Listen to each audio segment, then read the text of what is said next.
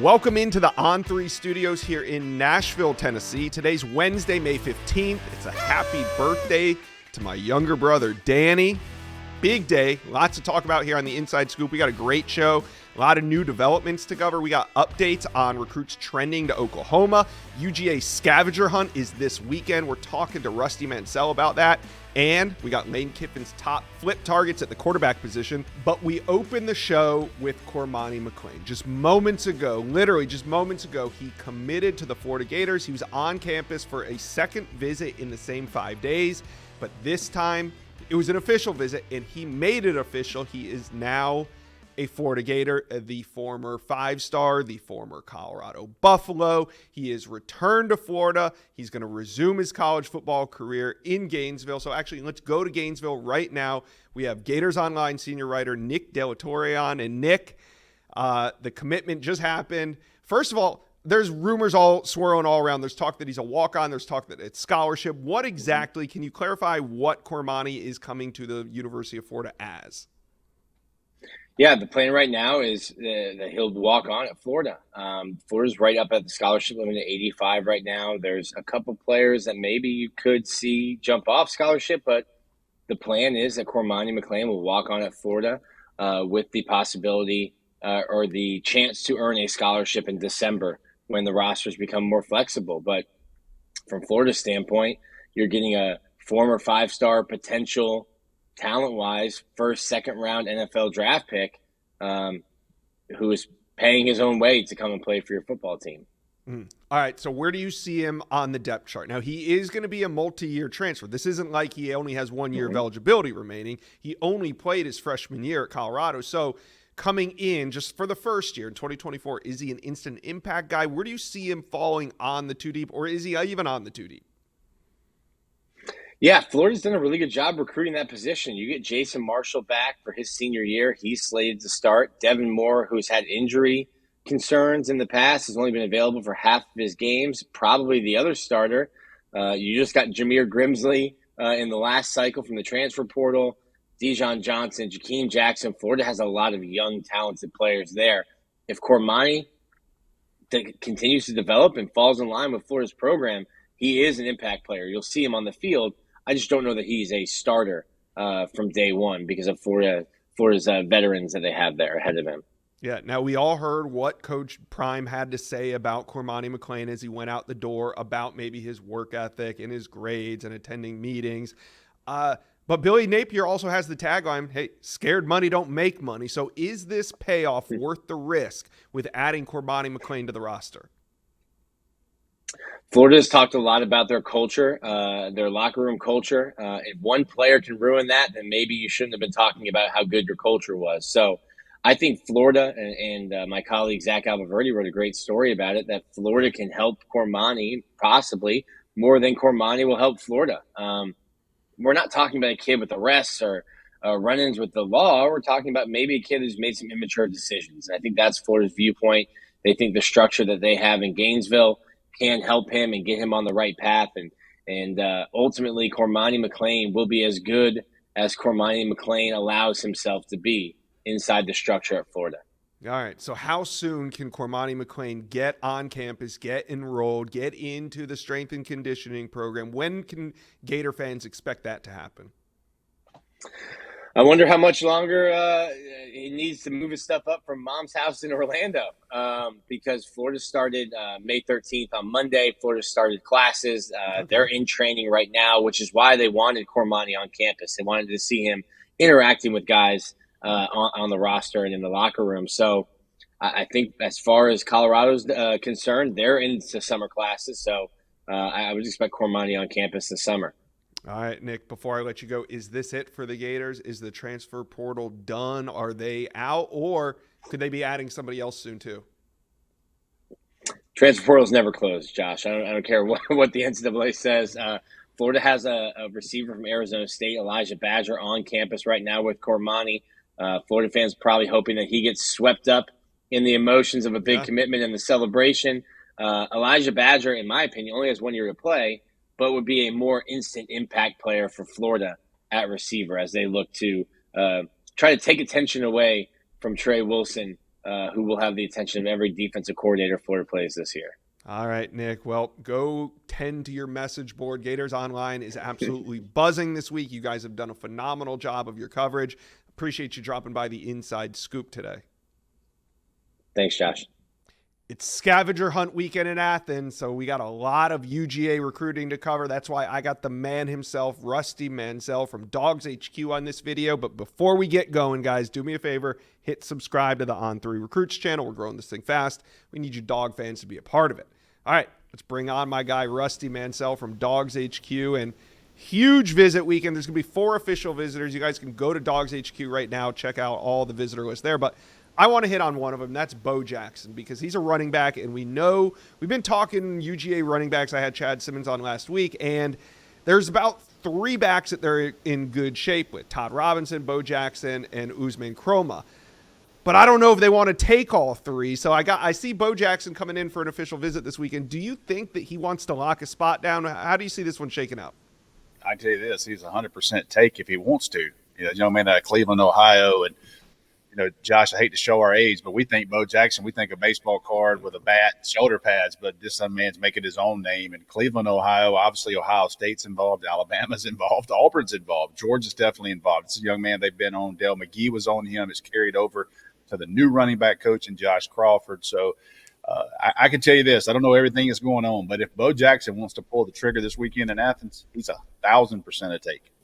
All right. Now, one prospect that is not on an official visit, it's unofficial. That's Isaiah Gibson. Now, he's in UGA's backyard, and he committed to USC earlier this spring, but he's back again for a visit. What do you think is going to happen here with Isaiah Gibson in Georgia?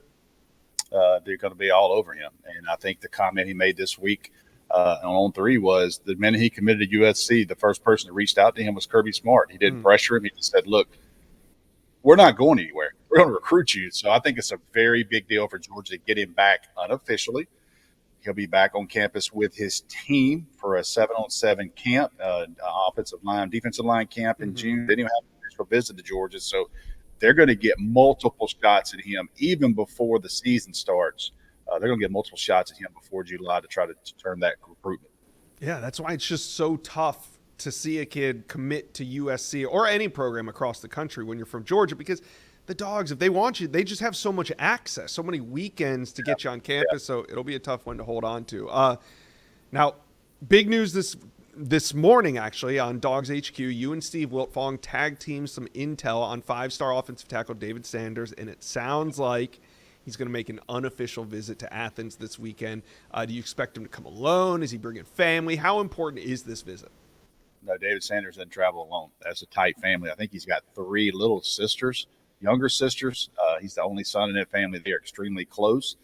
This is a young man that has made multiple trips to Athens over the last 2 years out of the Charlotte area, and he's very familiar with the program. Again, this to me is a long ways from over. This is a long ways. I was listening to Sean talk about Nebraska visit, and he's going to take a lot of them. Ohio State, Tennessee, South Carolina, schools involved here. Alabama for elite offensive tackle prospects. So to me, it's kind of a small victory for Georgia to get him unofficially, because they can get him back again for an official, which he'll be back in a couple of weeks in June. So again, just like Isaiah Gibson, you get multiple chances to kind of close this one down and see if they can as the summer goes on.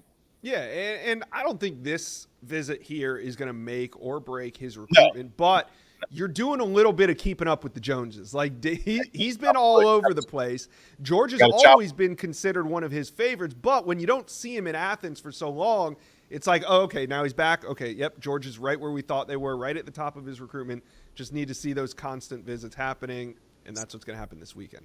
It's the famous Kirby Smart. You got to keep chopping wood. You got to keep chopping at someone like that, and you can't let up for a minute because nobody is. So Georgia gets their chance this weekend, and it's kind of a small win. You get him this weekend, and you're getting back from an official. Yeah. And another one this weekend, the number 1 linebacker in America, Zayden Walker. He'll be on campus for an unofficial visit, and he just came out and told Chad Simmons that he's going to decide in early July 5th to be exact, and Walker has narrowed his list of schools: Georgia, Miami, Penn State, and South Carolina. Where do you think the Dogs stand heading into this visit this weekend? Well, I say this. We've learned that June visits make July decisions over the last 2 cycles, and this is going to be one of those. This is unofficial. I think he's back in 2 weeks for an official. To me, he has this list of schools, but for me personally, I think this is going to come down to Georgia and South Carolina. His half-brother, Jalewis Solomon from Sly County, he just transferred over there to South Carolina. That's a big deal. He's a really good player. So you look at that situation, and obviously he's got some strong ties to South Carolina. Georgia has been recruiting him for a long, long time since he was a freshman. I had him in the Georgia Elite Classic. I will never forget an interception he made. I had to learn where Sly County was, to be honest with you. I'm like, I lived in Georgia my whole life. Where is this place? Right. They're putting out some talent at that school. They played in a state championship, multiple semifinals. So kudos to that little small town. They put out some players, but Zayden Walker might be the best player to come out of that entire area in a long time. He is every bit worthy of a 5-star prospect, and Georgia has not let up 1 ounce on him. Well, it's going to be a really, really busy weekend in Athens. You guys at Dogs HQ do an incredible job of covering it. Go there, check it out. They're updating the site nearly every hour on another big name that's confirmed to be there. So we'll talk to you again next week, Sunday, Monday, to see how everything shook out. But until then, Rusty, go keep chopping wood. Thanks, Josh. Today we're talking Oklahoma recruiting and the Sooners. They've been heating up on the trail. They now have 15 commitments that are sitting at number 10 in the On3 industry top 10. But as always, there's more to come, and Oklahoma is trending for some elite recruits. I got Josh McCuistion from Soonerscoop.com on. We're going to break it all down. But first, remember to hit subscribe to the best recruiting channel on YouTube. Thank you. All right, let's bring on Josh McCuistion. Now, Josh, we're talking recruits trending to Oklahoma, so we got to start with the big man, Ty Haywood from Denton, Texas, number 12 overall prospect in the entire country. He's been trending to Oklahoma now for a couple weeks, but we know the in-state Texas teams aren't going to go out without a fight. How do you see Oklahoma sitting right now, and when do you think this recruitment's going to end? Ty he's one of those guys that's really tough to gauge because he just doesn't say a lot. And even when he talks, he doesn't give you much. So he's kind of one you have to kind of connect the dots a little bit. But this is a guy with Ty, the in-state schools are absolutely a factor. Oklahoma, yeah. I think that's the choice right now. But the school that I think you kind of have to watch out for, and again, I'm building this up like it's a surprise name, but Alabama is a school he has mentioned before is somebody he really kind of grew up liking, having kind of a fandom of. So we'll have to watch that a little bit. It's hard to gauge where he is for Alabama and kind of what their level of concentration on him is at this point. But again, I like where Oklahoma is, but like you said, this is going to be a battle all the way down. I would expect that he's probably done before the start of his senior season, but between late June and mid-August, there's a lot of volatility to when this could happen. And again, who else really gets involved and kind of seizes the moment? No, I think Alabama is a major threat, making him a big priority, but Oklahoma is sitting in a great position. Speaking of sitting in a great position, athlete CJ Nixon, 6'5", 216 pounds. He's the number 2 player in the state of Oklahoma this cycle, top 150 overall. Is this one that you feel like Oklahoma could lock down relatively soon, or is Nixon going to be a battle? It feels like it's kind of a what is he waiting for at this point? Yeah. Like that's honestly what it feels like with CJ Nixon, because there's no real indication of any other school making a run at him. He's not starting to he took a visit here a couple weeks ago, or he did this. Like, it just feels like Oklahoma is where he's most comfortable. They've pushed for him really hard. They've made him a priority since early on. I don't think there's another guy in this class that I would be more surprised if he wasn't part of this class.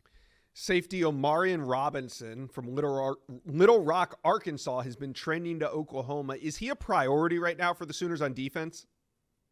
Absolutely. This is a guy that Oklahoma identified pretty early as a guy they really liked. Now, with the commitment of Marcus Wimberly and obviously the ongoing pursuit of Jonah Williams, I think some have kind of wondered, is Oklahoma going to make that work? My understanding is if Oklahoma needs to take 3 safeties, they'll take 3 safeties. Right. They like Omarion Robinson a lot. And you have to be careful, obviously, with the baseball and everything else going on with Jonah Williams. even if you can land him, you're not sure he's going to ever step foot on campus. So I think they absolutely would take Amarian Robinson. And I think this is a guy they like a lot. And kind of, we see it all the time, Josh, where maybe a staff or a program values a player more highly than, kind of the national consensus. Yeah, for sure. We started this list with a big man in the offensive trenches. Let's end this list with a big man in the offensive trenches. And I'm talking Darius Aflava. He goes 6'5", 280, and he's out of Utah. What's going on with this recruitment? Who do you think is the biggest competition facing Oklahoma right now? Well, you kind of look at it. I mean, you wonder about LSU and some of these other, the name programs that we know. But at the same time, one of the toughest things for Oklahoma is battling sometimes like Utah and some of these, obviously the more regional school, just because of all the connection, all of the I guess you would say in Oklahoma's case, kind of the lack of poly background where, a lot of these guys tend to end up together. We know how that works. Oklahoma just doesn't have that right now. So I think that's going to be one of the interesting things to kind of follow. But just speaking to him, he loved his unofficial visit, came in for the spring game, talked how much he wants a coach that really wants to drive him and push him and work him. We know that's what Bill Bedenbaugh's entire methodology is. But at the same time, he talked about his family really loving kind of the family atmosphere and the soul program that Oklahoma's so proud of. So I just really like kind of the marriage of what he's looking for and what the people around him want for him. I think Oklahoma's a really good fit for him. All right, so last week, Oklahoma picks up Tristan Haynes. That commitment puts them into the 10 spot inside the top 10, but you can feel the momentum building here. So who do you think could be the next to commit to Oklahoma? Well, I don't think Oklahoma fans are going to have to wait a long time. In-state offensive lineman Antoni Cade Ogamoro, and I never get his name fully right, so I apologize in advance. I'm sure I said something wrong there, but this is a guy moved in, just literally going through his first semester in the state of Oklahoma. So this isn't a long time, Oklahoma kid that grew up playing at OU or anything along those lines. His family's actually from Saipan. He'll go back there in the summer. So there is not the homegrown advantage that Oklahoma has. But I do think they've done a really good job recruiting him, his family, and just, like I said, I think they know that it could be just a really good fit. Now he's going to visit Missouri this weekend. We know Missouri's done a really good job beating OU on a couple of big battles. So that's something you got to watch. But again, I really like where Oklahoma is, and he's set to announce on May 21st. All right, Oklahoma fans, let me know, comment section below. Who do you guys want as your big commitment? Who's next? Who's big? Let me know, comment section below. Nebraska landed its 8th commitment over the weekend. 4-star quarterback TJ Lateef, a top 25 arm from Orange County, California, but that might not have been the biggest news of the weekend out of Lincoln. Nebraska hosted, get this, its highest ranked official visitor in the history of online recruiting era, David Sanders. So there's a lot to talk about. That's why I got the man himself, Sean Callahan from Husker Online. We're going to break it all down. But first, hit subscribe to the On3 Recruits channel. Husker Recruiting is hot, and we're here to talk about it. Go ahead, hit subscribe for me, please. All right, bring in Sean Callahan from Husker Online. And Sean, we'll talk 5-star offensive tackle David Sanders' visit here in a minute. But first, Nebraska lands their guy, TJ Lateef. We know he was a priority for the Cornhuskers, but now that he's on board, how do you kind of build around him? Well, yeah, they had built really a class of more local prospects with kids from Nebraska, Kansas, Colorado. They had one from Utah. He's the real first national recruit they've added to this class. And quarterback, as you know, is the first important piece of a recruiting class. And ideally, you'd like to have that guy locked up by early to mid-May. And TJ Lateef was really the only quarterback they've courted since the flip of the new year. Earlier, at the end of 2023, they had looked at Alex Mansky, stayed local and went to Iowa State.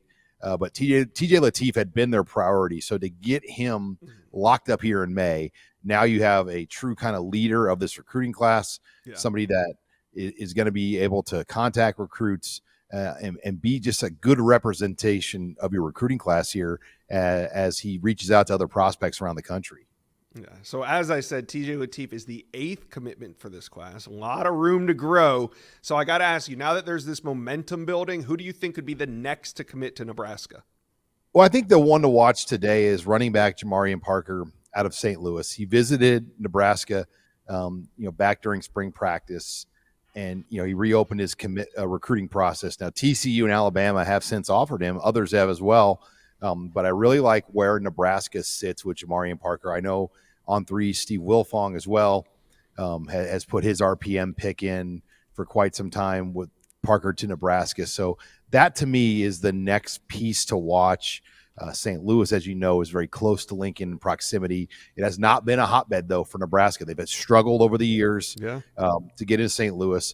Keith Williams, though, who helps head the recruiting department, is a former St. Louis high school football player himself that played at Nebraska, played in the NFL. So they've got somebody really good in that role, just to kind of be a representative for Nebraska and St. Louis. All right, let's talk David Sanders. Now, I got this from Husker Online. I think you wrote it, actually. When Sanders stepped on campus, Nebraska hosted its highest-ranked official visitor in the history of the online recruiting era. To me, that's pretty amazing. So to say this was a big visit has to be an understatement, because he also, not only did David Sanders just come, he brought his entire family, including his grandparents. So, Sean, we've had a couple days to kind of soak this in. He left on Sunday. What are you hearing about his time in Lincoln? Well, I think Nebraska really hit it out of the park with the visit weekend. They did everything right. I think the family had a great time. I think the challenge now with David Sanders will be what's ahead. He's got, obviously, I think 5 or 6 more official visits to, you name it, teams like Georgia and Clemson and some of the Ohio State, some Tennessee, of the top programs. Alabama, Ohio. Yeah. So I think for Nebraska, they were at the front of this line. Will they be able to stay on his mind now through this gauntlet of visits he's going to go on? But there's no doubt they had a great weekend with Sanders. And you're right on that number. He is the highest ranked official visitor that I know of in the online era that's ever visited Nebraska. Dylan Raiola at one point was number 1 overall in the RPM or in the industry rankings, but he wasn't when he took his official visit to Nebraska, where he ended up committing. So they've had some high profile guys over the years, Marlon Lucky and Dominican Sue, you name it. But David Sanders is as big as it gets as the number 2 overall player right now in the On3 industry rankings. Pretty incredible weekend. More to come. Nebraska recruiting only heating up. Husker Online has all the details. Tons of updates there, not only recruiting, but also football. Sean Callahan, appreciate you taking some time to drop by the Inside Scoop. Anytime, Josh. Thanks. Ole Miss recruiting is starting to heat up, and it comes at a perfect time, just as the prime summer recruiting months are here. In this video, we're talking quarterback flips and a few important names Ole Miss is making a priority. We're going to cover it all today in this video. I got Zach Berry from OM Spirit. But first, before we get going, hit subscribe to the On3 Recruits channel. I'd appreciate it. All right, let's bring in Zach Berry. Now, Zach, Ole Miss has 8 commitments so far, headlined by running back Ackland Deer. But one thing they don't have right now is a quarterback. They got 2 big names on the board. Only problem is they're both committed elsewhere. Minor problem in today's recruiting. Let's start with Keelan Russell out of the state of Texas, committed to SMU early. His recruitment has absolutely blown up. Alabama was the most recent to offer. Florida's offered. Texas is sniffing around, hasn't offered yet. But talking to sources, it sounds like the one team everybody's sleeping on is Ole Miss with Keelan Russell. So take us behind the scenes. What's been going on between Ole Miss and Keelan Russell? Yeah, first of all, mom originally from Mississippi, went to Ole Miss, so there's a ton of familiarity there, but the staff has not let up at all. Rhett Lashley and SMU have done a fantastic job seemingly holding on to Keelan Russell. It's going to be tough. Just like you said, the programs you mentioned, everybody's jumping in to the chase now. But I think Ole Miss, it starts with the offense. I think he's intrigued by what the offense brings to his game and kind of what he could learn from Lane Kiffin, Charlie Weiss Jr. And I think that the opportunity of being in that system, being with Lane Kiffin, and playing in the SEC for, all of a sudden a brand that is very nationally known.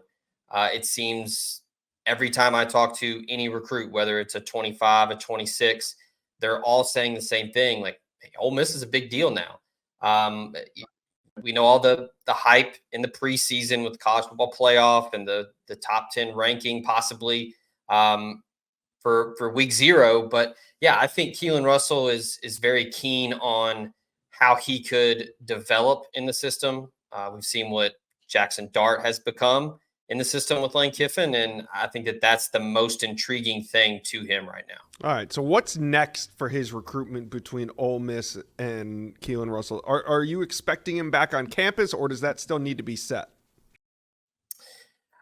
I anticipate at least a game visit at some point. The last time I spoke with him, he was very honest with things.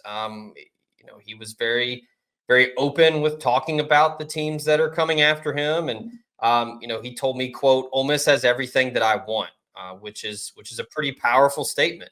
Ole Miss was one of his first offers. I think that means a lot to him as well.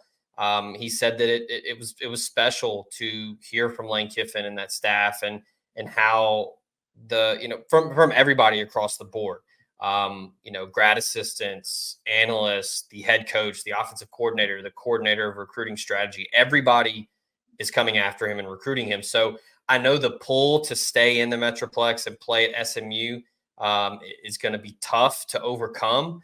But again, I think that if he continues to take the visits, the portal, Josh, and the NIL era is very different. But if there's still some old school recruiting tendencies that seem to buck their head here and there, and the old adage of follow the visits still holds true to this day, whether it's a high school guy or a portal guy. If he continues to show up in Oxford, I think it gives Ole Miss as good a chance as any to flip him. All right. Now, speaking of following the visits, that leads us to Deuce Knight. He's from Mississippi, went to Nashville, played a season back in Mississippi. In the meantime, he committed to Notre Dame. Deuce Knight has said himself that he openly speaks to other staffs, Ole Miss being one of them. What are you hearing in terms of Ole Miss's recruitment with Deuce Knight right now? Yeah, one thing that jumps out to me about Deuce is how mature he approaches recruiting. He's been very open not only about who is coming after him, who he's talking to, but he's been very pointed in saying that he's always looking to be respectful of Notre Dame and to, kind of do things the right way. So he's not trying to, dupe anyone or, bop around and sneak visits or anything like that. But yeah, I mean, the Ole Miss pull is there. You mentioned he did a little brief study abroad, if you will, in Nashville, and then opted to go back home to George County. I think that helps Ole Miss. And I think that Ole Miss has as good a shot as any here as well. It's basically 1A, 1B with Keelan Russell and Deuce Knight for Ole Miss. They want them both. They can't take them both, but they're going to recruit them as if they're uncommitted. So I think that as long as the communication is, that line is open, and we'll see, if I kind of hesitate to say if and when, but I do think that an official visit will happen somewhere down the road. I know Notre Dame has some no visit policies and things like that. Some feathers. But we'll see what Marcus Freeman decides to do there. If Deuce Knight does want to take a visit, I think he will. But yeah, I mean, athletic freak. That's I think the excitement around his game and what he can be, because I think he's just scratching the surface. I know talked with Cody Belair and Charles Power about him, and I mean they rave about the skill set and the combine numbers, but I think that if he stays on this path, very special talent. So wherever he lands, I anticipate him having a good college career, and it could be Ole Miss by the end of the day. If I told you, hey, Zach, 7 months from now, Ole Miss is going to sign one of these two quarterbacks. They will sign one of these two. Who would you think it would be? I thought about that earlier today. Man, it's tough. I lean Deuce Knight because of the ties to the state of Mississippi. I think Keelan Russell if you made me pick right now out of the two, I'd say Deuce Knight, and I'd say Keelan Russell sticks with SMU. Okay. I think that being a Duncanville guy, being a Texas guy, and Brett Lashley and that staff have done a phenomenal job now in the Power Four. That move that SMU made, I think that is a big plus for them in checking boxes.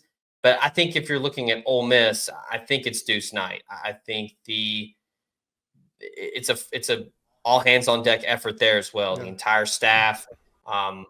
I think the attention to detail by Lane Kiffin in the recruitment is big. And if you made me pick, I would say Deuce Knight. All right, let's hit on a couple other key names that I know Ole Miss fans are going to want to hear about. Let's start with Caleb Cunningham, the number 3 wide receiver in America from Ackerman, Mississippi. Now, we know he's been trending heavily to Mississippi State on the recruiting prediction machine, but has Ole Miss made any headway this offseason, and when's the next time you think he's going to be on campus? I think they have. Recently went to see him at his spring game, had a couple monster catches there. I think that the initial push from Mississippi State early, basically as soon as Jeff Lebby got the job, he was on the phone, he was going to visit him. But Ole Miss has not shied away, and they're not going to back down. I think the big thing here, Josh, is when games start in the fall, I think being able to give a tangible example of, hey, this is what we think you can be in this offense. Hey, look at Trey Harris here. This is what we think you could be. I think that that's going to be big. Kind of tying it in back to Deuce Knight. I know he was big on that. He wants to see games. He wants to see what offenses look like. I think Caleb Cunningham could be in that same boat. I talked to him earlier this spring, and he said, hey, Ole Miss is the place to go if you're a receiver and you want to go to the NFL. Ole Miss now, the AJ Brown, Ole Miss alum, highest paid wide receiver in the league. You've got DK Metcalf.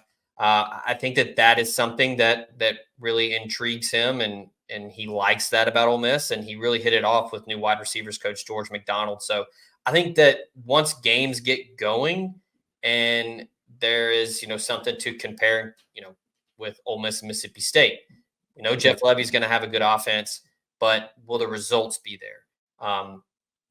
Obviously we know about the hype and what Ole Miss is expected to be this fall. I think once those games start happening and once Jackson Dart starts throwing it around the yard a bit, I think that's when things might shift. But yeah, Ole Miss is definitely in it. That's the people that I've talked to in Mississippi. That's what they keep saying is, hey, we feel good about where we're at. We like the spot that Ole Miss is at, or, high school coaches run the area. Hey, Ole Miss coaches are always here. They're always talking to them. So I think that that's big is, hey, we're just going to keep recruiting you no matter what the outside noise is. But yeah, no doubt about it. Mississippi State has the upper hand right now. But yeah, again, I think when things kick off in September, I think that's when something might change. Yeah, when that recruitment starts to heat up. All right, one recruitment that has been hot in Ole Miss's favor has been Henry Fanuku from Fort Worth, Texas.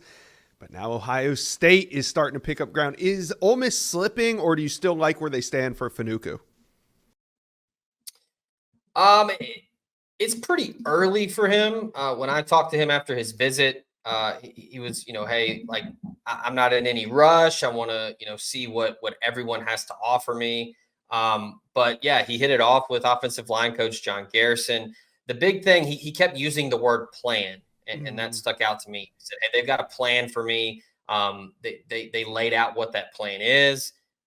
He thinks that he can be developed at Ole Miss. That was another word that he used a lot. And just, being coached by the best, had high praise for Lane Kiffin and the rest of the staff, but also the work Ole Miss did in the portal on the offensive line got his attention. And he thinks, hey, Ole Miss is going to continue to bring in top talent, and I'll be able to, he used the phrase, quote, coach by the best and play with the best. So I think that that's a big thing for him. Maybe a bit of a visit bump after he went to Oxford, but he was buzzing about Ole Miss. And yeah. I think that plan that Garrison and Ole Miss has for him certainly has his attention early on. All right. Well, Ole Miss fans, talk to me. Who is your top QB target in 2025? Is it Keelan Russell? Is it Deuce Knight? Comment section below. Or do you have another quarterback that's off of our board? Let me know. Well, you've made it to the end of today's video, but there's hundreds more videos on the On3 Recruits channel for you to check out. And also, while you're here, hit subscribe.